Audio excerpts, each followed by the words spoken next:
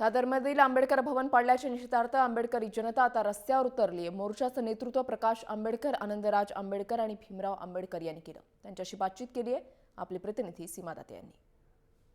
आंबेडकर भवन तोडल्यानंतरही सरकारने चुपी भूमिका घेतली आणि याचाच निषेध करत आंबेडकरी जनता जी आहे ती आता रस्त्यावर उतरलेली आहे। एकूणच राणी बाग ते विधान भवनापर्यंत हा भव्य मोर्चा जो आहे तो काढलेला आहे आणि मुंबईतच नाही तर मुंबईच्या बाहेरच देखील आंबेडकरी जनता या सहभागी झाल्या।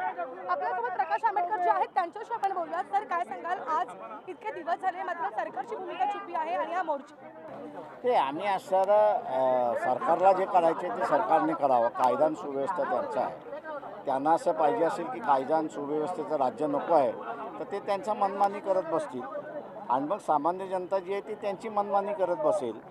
आम्ही असं जे आज आलेलो आहोत ते इथे असं सगळ्या चळवळीवरती हल्ला केला जातो, संपवल्या जातं, त्यांच्यावरती बंधनं घातल्या जातात, व्यक्ती स्वातंत्र्यावरती बंधनं घातल्या जातात आणि म्हणून आम्ही असं त्याचं असतं की आम्ही आमची चळवळ चालवणार, आमची चळवळ आम्ही जिवंत ठेवणार, कोणालाही आम्ही असं भिणार नाही।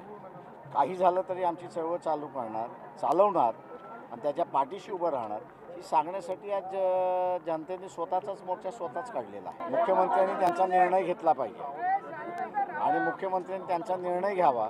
आम्ही असं आमची चळवळ आम्ही जिवंत ठेवणार, आम्ही आमची चळवळ चालवणार।